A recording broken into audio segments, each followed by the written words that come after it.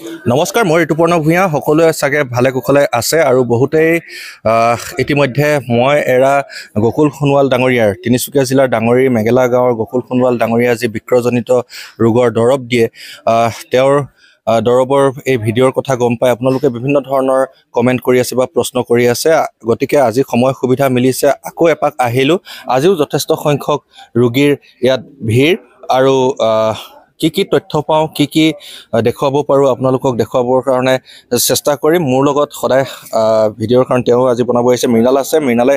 দেখুৱাইছে ভিতৰত, মই ভিতৰৰ পৰিৱেশটো অলপ দেখুৱাই লৈছোঁ। তেওঁলোকৰ সৈতে কথা পাতিমগৈ। আৰু এতিয়া তাত দৰৱ দি থকা হৈছে যিহেতু আজি, আৰু ধুনীয়াকৈ এতিয়া এটা সুন্দৰ ছিষ্টেমেটিকভাৱে দৰৱ দি থকা হৈছে।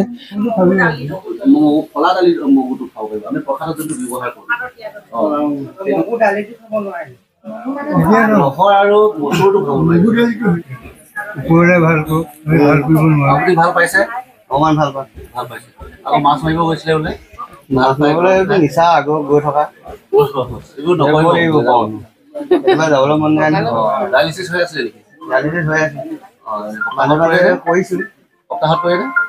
সপ্তাহত আগতে 2 দিন কৰিছিলোঁ। এতিয়া এবাৰ নগ'লো মাত্ৰ, একো অসুবিধা পোৱা নাই। বৰ্তা গকুল সোণোৱালৰ ঘৰত আজিও যথেষ্ট সংখ্যক ৰোগীৰ ভিৰ। মানুহবোৰ আহিছে তেওঁৰ ওচৰত চিকিৎসা কৰিবৰ কাৰণে, আৰু ইতিমধ্যে বহুতে সুফল পাইছে। তেনে এগৰাকী দাদাকে মই লগ পাইছোঁ। দাদা, আপোনাৰ পৰিচয়টো প্ৰথমতে জানি ল'ব বিচাৰিম। নমস্কাৰ, মোৰ নাম শ্ৰী বিনন্দ হাজৰিকা। মোৰ ঘৰ লখিমপুৰ খিলামাৰ। আৰু আপুনি প্ৰথমতে এই গকুল সোণোৱালৰ বিষয়ে কেনেকৈ গম পালে? মই সেই ইউটিউব চেনেল তাত চাইছিলোঁ, এই দাদাৰ ভাগৰ। হয়, তাত চাই পিনি মই মানে বহুতে শ্বেয়াৰ কৰি থৈছিলে মোবাইলত, তাৰপৰা সেইমতে আহি পিনি আহিছিলোঁ। আৰু আপোনাৰ এতিয়া সুফল পাইছেনে, বা আপোনাৰ সমস্যাটো কি আছিলে? সপ্তাহত মই আগতে 2 বাৰ ডায়েলিচিছ কৰিব লাগে। মানে ঔষধটো খোৱাৰ পৰা মোৰ অলপ পানীটো মানে কম জমা হৈছে। এতিয়া সপ্তাহত এবাৰ গ'লেও মানে মই অসুবিধা পোৱা নাই, মানে অলপ ভাল পাইছোঁ। ঔষধটো খোৱা বেছি দিন হোৱা নাই। তাৰপৰা অলপ ব্লাডটো মোৰ আগতে কমি যায়, এতিয়া ব্লাডটো অকণমান বাঢ়িছে। তাৰপৰা ক্ৰিয়েটিনাইনটো আগতে 13 পইণ্ট আছিলে, এতিয়া 10 পইণ্টলৈ আহিছে। মানে আমি ক'ব পাৰোঁ যে গকুল সোণোৱালৰ ঔষধে আপোনাক মই ভাল পাইছোঁ, সেইকাৰণে দ্বিতীয় পালি ঔষধ নিব লাগে। আৰু কি ক'ব খুজিব, যিহেতু আমিও ভিডিঅ'সমূহ প্ৰস্তুত কৰোঁ ৰাইজে উপকৃত হোৱাতকৈ আপোনালোকে বিশ্বাসত লওক, চবেও ভাল হোৱাটোৱে কামনা কৰোঁ। আৰু এটা কথা, আমি পূৰ্বতেও আমাৰ ভিডিঅ'ত কৈছোঁ যে আমি কোনো চিকিৎসক বা বিশেষজ্ঞ নহয়, কিন্তু ৰাইজে উপকৃত হ'ব পৰাকৈ এটা যাতে তেওঁলোকে চেষ্টা কৰি চাব পাৰে, নহয়? চেষ্টা কৰি এবাৰ আহি চাওক। কিছুমানৰ হয়তো ভাল হ'ব, কিছুমানৰ নহ'বও পাৰে। সেইকাৰণে আহি চাওক, কাৰোবাৰ যদি মিলি যায় ভালো হৈ যাব পাৰে। মই অলপ কিন্তু ভাল পাইছোঁ। নিশ্চয় দাদাক ধন্যবাদ জ্ঞাপন কৰিছোঁ। আৰু ভিতৰত এতিয়া দৰৱ দি থকা হৈছে, সেই দৃশ্য মই মৃণালক চমুকৈ দেখুৱাবৰ কাৰণে অনুৰোধ জনাইছোঁ। ইয়াৰ পৰাই আমি দেখুৱাম যে তাত দৰৱ শাৰী শাৰীকৈ দি থকা হৈছে, আৰু বহুতেই দ্বিতীয়বাৰৰ কাৰণেও আহি উপস্থিত হৈছেহি। আৰু আমাৰ ভিডিঅ'সমূহত যিহেতু কমেণ্ট আহিছিল যে ভাল হোৱা ৰোগীৰ মতামত ল'বৰ কাৰণে চেষ্টা কৰিব বুলি, সেয়েহে আমি দেখুৱাবৰ কাৰণে বা শুনাবৰ কাৰণে আপোনালোকক চেষ্টা কৰিছোঁ। আৰু আমি পুনৰ কৈছোঁ যে আমি কোনো চিকিৎসক বা বিশেষজ্ঞ নহয়, কিন্তু আমি এটা আশা কৰিব পাৰোঁ, যিহেতু 31 বছৰে গকুল সোণোৱাল ডাঙৰীয়াই চিকিৎসা সেৱা আগবঢ়াই আছে। আৰু আপোনালোকক আৰু কিছু দৃশ্য আজি দেখুৱাবৰ কাৰণে চেষ্টা কৰিম। অসমৰ বিভিন্ন প্ৰান্তৰ পৰা ৰোগীসকল আজিও আহিছে, বা ৰোগীৰ আত্মীয়ৰ কাৰণে তেওঁলোকে দৰৱ নিবৰ কাৰণে আহিছে। বাইদেউসকল আহিছে, বাইদেউহঁতৰ পৰা জানিম। বাইদেউ, আপোনালোকে কেনেকৈ খবৰ পায়, কি ধৰণেৰে গম পায় আজি আহি ইয়াত উপস্থিত হ'লহি? ক'ৰ পৰা আহিছে? মই জোনাই চিমেণ্ট চাপৰ পৰা আহিছোঁ, আৰু মোবাইল যোগেদি গম পাইছোঁ। ভিডিঅ' আপোনালোকৰ ভিডিঅ' চাই গম পাইছোঁ। আৰু আজি প্ৰথম আহিছে? আজি প্ৰথম আহিছোঁ। দৰৱ এতিয়ালৈকে পালেনে? নাই পোৱা। ৰৈ আছে, দি আছে? দি আছে। আৰু আপোনালোকৰ কাৰ কাৰণে আহিছে? মোৰ মানুহজনৰ কাৰণে আছে। তেওঁৰ কি প্ৰব্লেম হৈ আছে? ডায়েলিচিছ কৰি আছোঁ ডিব্ৰুগড়ত, সপ্তাহত 2 বাৰকৈ কৰি আছোঁ। আজি ক'ৰ পৰা? জোনাইৰ পৰা আহিছে? জোনাই চিমেণ্ট চাপৰ পৰা আহিছোঁ। আৰু বাইদেউ ক'ৰ পৰা আহিছে? একেলগে আহিছে। আপোনালোকে বহুতে ভিডিঅ'ত কমেণ্ট কৰি আছিল যে বনপিঠা দেখিবলৈ কেনেকুৱা, বা বনপিঠা উদ্ভিদজোপা কেনেকুৱা। আৰু আজি মোৰ এই সৌভাগ্য বুলি ক'ব লাগিব যে বৰ্তাৰ ওচৰলৈ আহোঁতে এই বনপিঠা ফলবিধ দেখিছোঁ। মই মৃণালক কাষ চাপি আহিবৰ কাৰণে অনুৰোধ জনাইছোঁ। আৰু এয়া হৈছে বনপিঠা, এই কেঁচা ফল, আৰু এয়া হয়তো এয়া পকি এনেকুৱা ধৰণৰ অৱস্থা হৈছে। এইটো কেঁচা। আৰু মই এইখিনিতে উল্লেখ কৰিছোঁ যে ইয়াতে চিকিৎসকৰ দেউতাকৰ চিকিৎসাৰ কাৰণে সুমিত দাস আহিছে আৰু সুমিত দাসক যিসকলে চিনি নাপায় মই তেওঁলোকৰ কাৰণে চিনাকি কৰাই দিছোঁ যে এগৰাকী উদ্ভিদ বিজ্ঞানৰে গৱেষক ছাত্ৰ বুলি ক'ব লাগিব আৰু প্ৰকৃতি সংৰক্ষণৰ বিভিন্ন ধৰণৰ কাম কাজত তেওঁ জড়িত হৈ আহিছে সুমিত তোমাক প্ৰথমতে মোৰ চেনেলটোলৈ স্বাগতম জনাইছোঁ আৰু তোমাৰ দ্বাৰা কৈছোঁৱে যে তুমি উদ্ভিদ বিজ্ঞানৰ ছাত্ৰ ইয়াৰ বিষয়ে যদি অলপ থুলমূলকৈ কৈ দিয়া আৰু বনৌষধিৰ যি গুণাগুণ বা ফলটোৰ বিষয়ে যদি অলপ কৈ দিয়া বনপিঠাটোৰ বিষয়ে ধন্যবাদ ঋতুদা প্ৰথমতে আপোনাৰ চেনেলৰ যোগেদি মই সকলোকে মোৰ নমস্কাৰ জনাইছোঁ আচলতে বনপিঠা যিজোপা উদ্ভিদ সেইজোপাক আমাৰ স্থানীয় ভাষাত পিঠাগুটি বুলি কয় পিঠাগুটি বুলি কোৱাৰ কাৰণ এই ফল যেতিয়া পৰিণত হয় এইটো পৰিণত হোৱাৰ লগে লগে আমি যেতিয়া ফালি দিওঁ এই ভিতৰৰ অংশখিনি যেতিয়া আমি ধৰক পিঠাগুড়ি যেতিয়া আমি তিয়াই দিয়াৰ পিছত যিটো মণ্ড প্ৰস্তুত হয় ঠিক তেনেকৈ দেখিবৰ কাৰণে সেইটো কাৰণে বনপিঠা বুলি কয় তাৰমানে এইজোপা উদ্ভিদ বৈজ্ঞানিক দৃষ্টিৰে যদি চাওঁ উদ্ভিদৰ কিছুমান পৰিয়াল থাকে মানে আমাৰ যেনেকৈ মানুহৰ পৰিয়াল থাকে নহয় যে ককেচিয় বা মংগলীয় তেনেকৈ কিছুমান সঁচ থাকে নহয় এই উদ্ভিদৰো কিছুমান মানে পৰিয়াল থাকে এইজোপা সেই উদ্ভিদ জগতৰ চেপটেচি পৰিয়াল বুলি কয় চেপটেচি পৰিয়ালৰ অন্তৰ্ভুক্ত আৰু ইয়াৰ বৈজ্ঞানিক নামটো ক্ৰাইচোফাইলাম ৰক্সবাৰ্গ নামৰ উদ্ভিদ বিজ্ঞানীজনে এইটো প্ৰথমে আৱিষ্কাৰ কৰিছিলে আৰু এতিয়া ইয়াৰ বৈজ্ঞানিক নামটো সলনি হৈছে ডলেনা লেঞ্চিঅলেটা বুলি কয় ডনেলা লেঞ্চিঅলেটা বুলি চাৰ্চ কৰাৰ লগে লগে আহি যাব ইংৰাজীত ষ্টাৰ এপল বুলিও কয় আৰু ইয়াৰ বিস্তাৰণ যদি চাওঁ ক'ত পায় সাধাৰণতে দক্ষিণ পূব এছিয়াৰ ৰাষ্ট্ৰবিলাকত পায় আপোনাৰ Laos Cambodia Indonesia Myanmar Assam Manipur এইখিনি আমাৰ যিখিনি আৰু আছে উত্তৰ পূৰ্ব ভাৰতৰ পৰা আৰম্ভ কৰি এই গোটেইখিনিত ইয়াৰ বিস্তাৰণ পোৱা যায় আৰু ইয়াৰ ঔষধি গুণ যদি চোৱা যায় আমাৰ গৱেষণা পত্ৰবোৰলৈ মন কৰিলে পাইছোঁ যে ধৰক কৃমি আমাৰ যিবোৰ কৃমি হয় পেলু হয় কৃমিনাশক গুণ আছে ইয়াৰ বহুত কেইবাটাও পৰম্পৰাগত ব্যৱহাৰ আছে তাৰমানে এতিয়া ইয়াত আমাৰে সৌভাগ্য মোৰে সৌভাগ্য আমাৰ ওচৰতে ডাঙৰি অঞ্চলত আমাৰ গকুল সোণোৱাল ককাই যিটো নেকি এটা বৰ সাংঘাতিক বেমাৰ আজিৰ দিনততো আৰু কিডনীৰ বেমাৰটো এটা মানে কি কমন হৈ পৰিছে সাধাৰণ হৈ পৰিছে তেওঁৰ এই দৰৱ খাই আৰোগ্য হৈছে আনকি ক্ৰিয়েটিনিনৰ লেভেলো কমাব পাৰিছে খুব এটা আমাৰ কাৰণে ভাল কথা আৰু পৰম্পৰাগত লোক ঔষধৰ কথা আপুনি সুধিছে বনৌষধৰ কথা মই কৈ দিওঁ চাওক এই প্ৰকৃতিত যিমান গছ গছনি আছে আটাইবোৰ বনৌষধ তাৰমানে কিন্তু তাৰ এটা পৰিমাণ আছে আমি কেনেকৈ ল'ব লাগিব হয় নহয় সেইটো আমি জানি পেলাই খাব লাগিব আচলতে ছাইড এফেক্ট পাৰ্শ্বক্ৰিয়া উদ্ভিদৰ নাই বুলিও নকওঁ আছেও আৰু কিছু ক্ষেত্ৰত নাইও গতিকে আমি সেইবোৰ কেনেকৈ খাব লাগিব খোৱাৰ পৰিমাণৰ ওপৰত গুৰুত্ব দিব লাগিব যে আমি ধৰক ইমান খাব লাগে আমি ইমান খাই দিওঁ তেতিয়া নহ'ব বেছি খালে অজীৰ্ণ হয় নহয় জানো অজীৰ্ণ হয় গতিকে আমি সেই ক্ষেত্ৰত গুৰুত্ব দিব লাগিব আৰু বৰ্তমান সময়ত বিশ্বত ইণ্ডিজেনাছ মেডিচিনক বহুত গুৰুত্ব দিছে ITK ইণ্ডিজেনাছ ট্ৰেডিশ্যনেল নলেজ পৰম্পৰাগত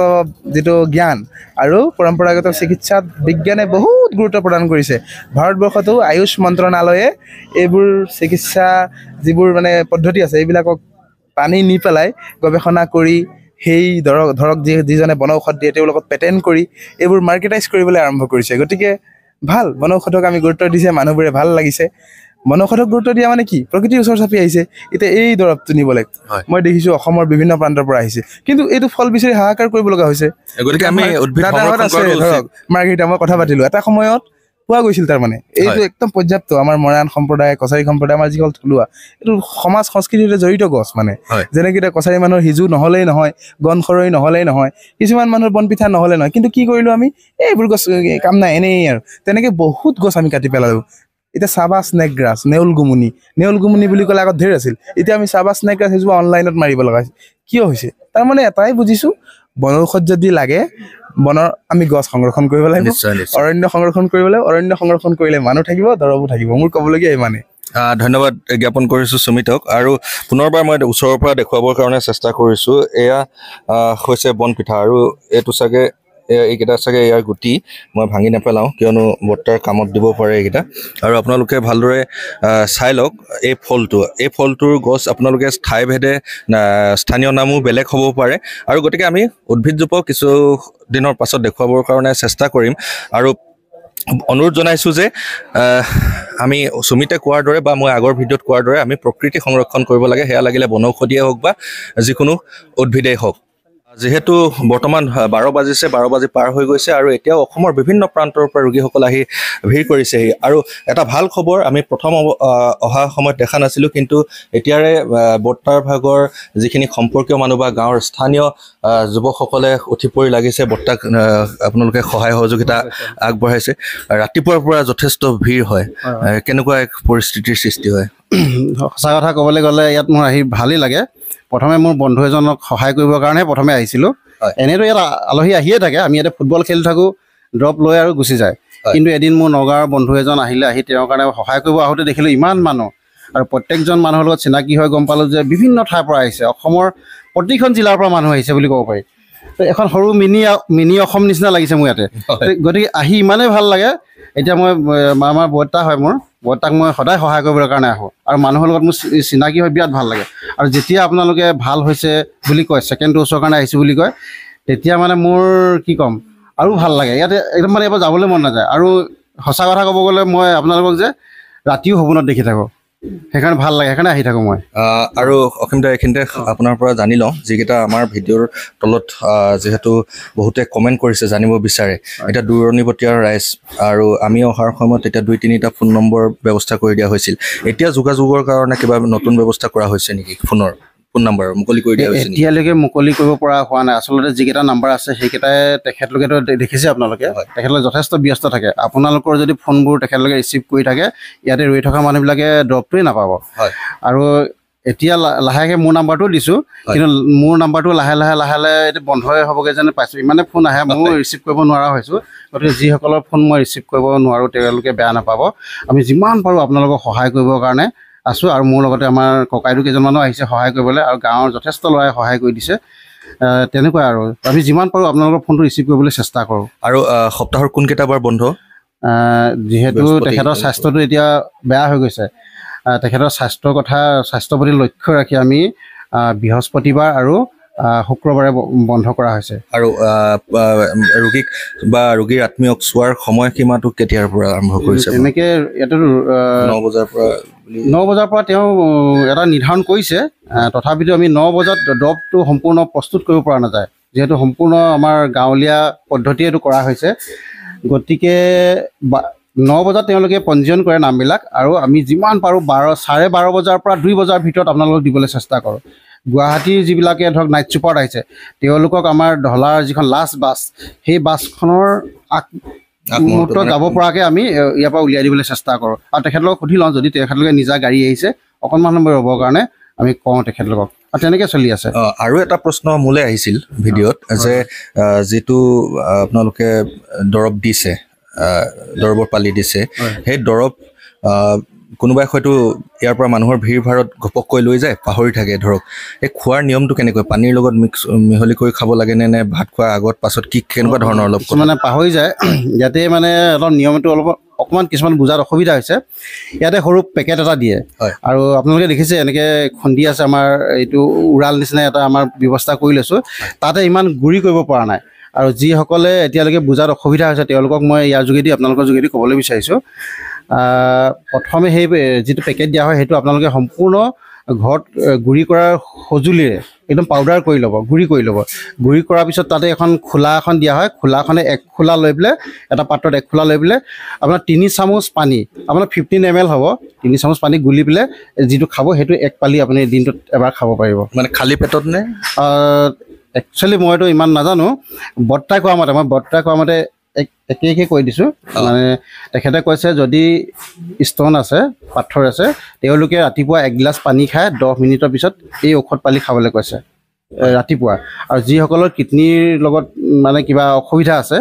তেওঁলোকে যাৰ মানে ক্ৰিয়েটিনিনটো বাঢ়ি আছে 5তকৈ ওপৰ আছে তেওঁলোকক 2 পালি খাবলৈ কৈছে ৰাতিপুৱা পুৱাৰ আহাৰৰ আধা ঘণ্টাৰ পিছত আকৌ ৰাতি আহাৰৰ আধা ঘণ্টাৰ পিছত খাবলৈ কৈছে তাৰপৰা শুই যাবলৈ কৈছে ধন্যবাদ জ্ঞাপন কৰিছোঁ আৰু এইখিনিতে মোলৈ যোগাযোগ কৰিছিলে দুগৰাকীমান ব্যক্তিয়ে যে যিহেতু এইখিনি সময়ত বনপিঠাৰ গুটিটো বৰ্তাৰ ওচৰতো অভাৱ হৈছে আৰু বনপিঠা উদ্ভিদবিধো পাবলৈ বহুত টান কিন্তু মোক অসমৰে বিভিন্ন প্ৰান্তৰ 2 এগৰাকী ব্যক্তিয়ে ফোন কৰিছিলে যে তেওঁলোকৰ ওচৰত বনপিঠা গুটিটো ষ্টক আছে বুলি কৈছে আৰু আপোনালোকক প্ৰয়োজন সাপেক্ষে তেওঁলোকে কিবা মূল্যৰ বিনিময়ত যদি বিচাৰে দিব বিচাৰে আপোনালোকে তেনে ক্ষেত্ৰত মান্তি আছে নে ল'বলৈতো প্ৰস্তুত আমি প্ৰত্যেককে সহায় কৰিবলৈ আমি চেষ্টা কৰিছোঁ প্ৰত্যেকে আমাৰ কথা হ'ল প্ৰত্যেকে নিৰোগী হওক প্ৰত্যেকে ভাল হওক আৰু যাৰ আমি আশা কৰোঁ আমি ভগৱানৰ ওচৰত প্ৰাৰ্থনা কৰোঁ যে কাৰোৱে বেমাৰ নহওক সকলোৱে ভালকৈ থাকক এতিয়া তেখেতলোকে যদি গুটি দিম বুলি কৈছে কিবা মূল্য বিনিময়ত বিনা পইচাততো কোনো নিদিয়ে তেওঁলোকে দিলে আমি ভাঙি চাম ইয়াতে যদি ভাল হয় আমি সেই গুটিবিলাক লৈ ল'বলৈ প্ৰস্তুত কিন্তু তেওঁলোকৰ দামটো এনেকুৱা এটা হ'ব লাগিব যাতে আমিও দৰৱ পালি ৰাইজক কম দামত দিব পাৰোঁ আৰু আমাৰোতো যাতে ইয়াত অসুবিধা নহয় তেনেকুৱা এটা দাম হ'ব লাগিব তেতিয়াহে ল'ব পৰা যাব। মই আপোনাক এইখিনিতে উল্লেখ কৰিলোঁ যেতিয়া দৰ্শকসকলক যথাৰ্থ কৈ থওঁ যিহেতু বনপিঠা গুটিটোৰ এইখিনি সময়ত অভাৱ বুলি কৈছোঁ আৰু আমি আজি দেখিছোঁ যে যিহেতু যিসকল ৰোগী আহিব বা ৰোগীৰ আত্মীয়ৰ ফিজটো 600 টকা আছিল আৰু এতিয়া 1000 টকা কৰি দিয়া হৈছে হয়তো সেই বনপিঠা গুটিটোৰ মানে কিনাৰ বা অভাৱৰ কাৰণে এইখিনি হৈছে চাগে মানে এই দৰৱটো বনাওঁতে ইয়াতে বিভিন্ন ধৰণৰ কিবা দিয়ে ঔষধ দিয়ে তেখেতে জানিব আৰু সেই ঔষধটোৰ লগত মানে আটাইতকৈ বেছি অভাৱ হৈছে এই বনপিঠা গুটিটো গতিকে এই গুটিটোৰ অভাৱৰ কাৰণে দৰৱ পালিটো মানে যাক আমি 2 পেকেটকৈ দিবলগীয়া হৈছিলে তাক এপেকেটকৈ দিয়া হৈছে অন্ততঃ এই মাহটোৰ কাৰণে ইয়াৰ নৱেম্বৰ ডিচেম্বৰ পিছত প্ৰত্যেকে ধুনীয়াকৈ তেওঁলোকৰ যিমানখিনি মানে প্ৰয়োজন হয় সিমানখিনি ঔষধ পাব বুলি তেখেতে জনাইছে। ধন্যবাদ জ্ঞাপন কৰিছোঁ এয়া অসীমদা গাঁৱৰে আৰু যিহেতু গকুল সোণোৱালৰ আপুনি ভতিজা বুলি ক'লে উল্লেখ কৰিলে ধন্যবাদ জ্ঞাপন যোগেদি যিসকলে ইয়ালৈকে আহিছে আমি তেখেতলোকক যেনেকৈ বহিবলৈ দিব লাগিছিল বহিব দিব পৰা নাই যি ধৰণে আমি আলপৈচান ধৰিব লাগিছিলে পৰা নাই গতিকে তেখেতসকলৰ ওচৰত আমি ক্ষমা প্ৰাৰ্থনা মাগিছোঁ আৰু সকলোকে মই সুস্বাস্থ্য কামনা কৰিছোঁ আপোনাৰ যোগেদি সকলোৱে ভালকৈ থাকক আৰু কাৰোৱে যেন বেমাৰ নহওক আৰু আমাৰ দৰৱটোৱে সকলোকে ভগৱানৰ আশীৰ্বাদত সকলোৱে ভাল হওক। নিশ্চয়কৈ এয়াই আশা কৰিছে সকলোৱে আৰু মৃণাল আছে আগবাঢ়ি আহিবৰ কাৰণে অনুৰোধ জনাইছোঁ আৰু ক্ষমা প্ৰাৰ্থী বহুত ৰোগীৰ বা ৰোগীৰ আত্মীয়সকল ৰৈ আছে আৰু মই ইয়াৰ পৰাই ভিতৰ চৰাৰ দৃশ্য কিছু দেখুৱাই ল'বৰ কাৰণে চেষ্টা কৰিছোঁ যিহেতু ইতিমধ্যে অসীমদাই উল্লেখ কৰিছে যে ভিতৰত বনপিঠাৰ খুন্দি আছে আৰু খুন্দি থকাৰ দৃশ্যটো মই দেখুৱাই লৈছোঁ বৰ্তাও আছে বৰ্তাই লাগি আছে আজি